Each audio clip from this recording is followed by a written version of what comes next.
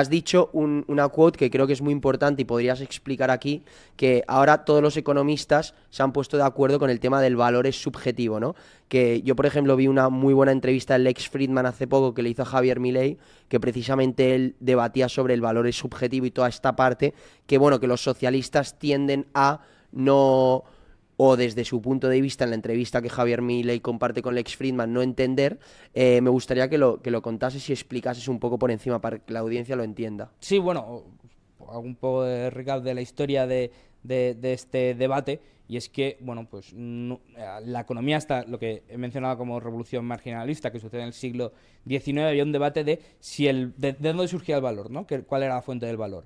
Si era las percepciones de la gente, que por ejemplo aquí en España tenemos a los de la Escuela de Salamanca, que fueron de los primeros en defender estas ideas, ¿no? Que tenemos a Juan de Lugo, que hablaba y decía que por qué el trigo o por qué la patata cuesta mucho más en España que en las Américas. Y era porque, bueno, pues aquí era algo nuevo, una novedad, que le damos mucho valor.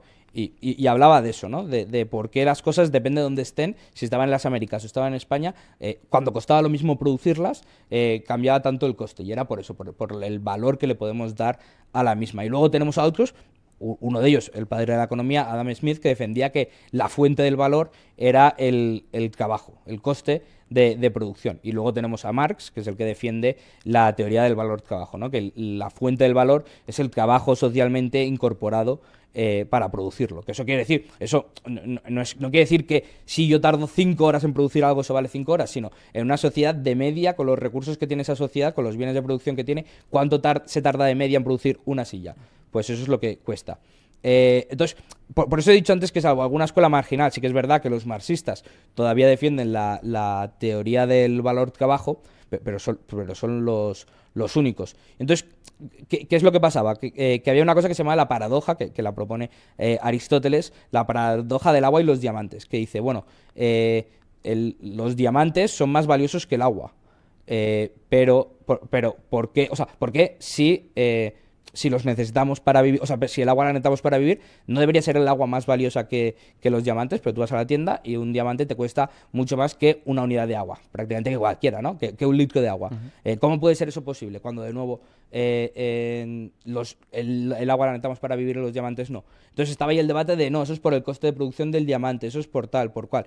Y bueno, pues llegaron los de la revolución marginalista, que estaban Karl Menger, el padre de la escuela austriaca, Walras y Jevons, que lo que dijeron, llegaron a la misma conclusión de forma independiente, uno en Austria, bueno, en el Imperio Austrohúngaro, otro en Suiza y el otro creo que en Reino Unido, y llegaron a la conclusión de que valoramos marginalmente, de que claro, los diamantes valen más que el agua porque valoramos la unidad adicional, siempre que sea homogénea, de ese bien. Es decir, valoramos más una unidad adicional de diamantes que una unidad adicional de agua. ¿Por qué? Porque agua ya tenemos la suficiente para vivir, para sobrevivir y todo. Mientras que los diamantes, igual no tienes ningún diamante, entonces tu primer diamante lo valoras mucho más. Pero si estuvieras en el desierto, valorarías más el agua que los diamantes, porque igual necesitas ese agua para sobrevivir y diamantes pues no te hacen falta. Entonces, esto es la revolución marginalista y la conclusión es eso, que al final la fuente del valor son las ideas, la percepción que le damos la que le da la gente a las cosas. Un ejemplo que se pone siempre es el petróleo, ¿no? El petróleo, cuando se descubrió,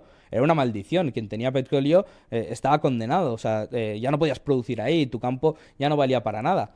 Hasta que de repente se le da un uso y la gente ya le da un nuevo valor al mismo material, porque es el mismo material con las mismas propiedades, que es lo que cambia de ser una desgracia a ser una bendición, el saber utilizarlo, ¿no? Entonces la percepción que tenemos sobre lo mismo.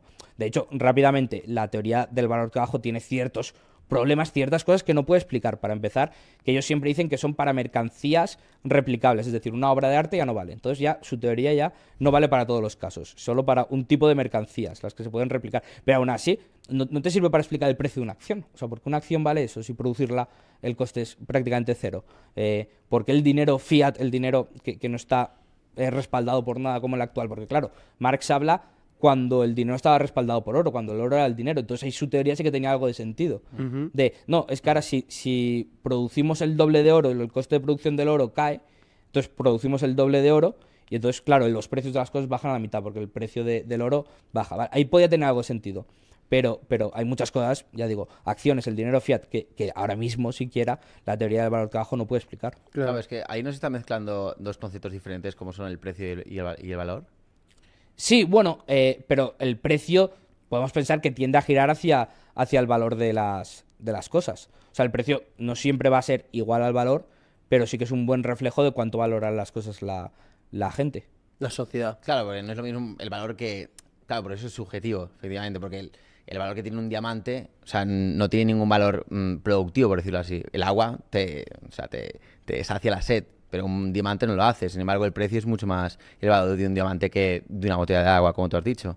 Entonces, para ti eso hay que separarlo completamente. El precio del valor. Sí, o sea, quiero decir, no, al final el precio tiende a acercarse hacia el valor, que sobre todo cuanto más libre sea la capacidad de fijar ese precio, ¿no? Es decir, si tenemos un dinero, porque ahí ya tenemos el problema de está cambiando el centímetro de nuestra regla, es decir, el dinero al final funciona como si fuera nuestra vara de medir las utilidades marginales de los bienes, ¿no? La valoración de los bienes. Te puede cambiar el tamaño de la regla, el tamaño del centímetro, ¿no? El valor del dinero, o te puede cambiar el valor de la cosa. Pero al final, si el dinero se mantiene estable, el valor del dinero, lo normal es que el precio tiende a acercarse al valor que le da la gente a esa cosa.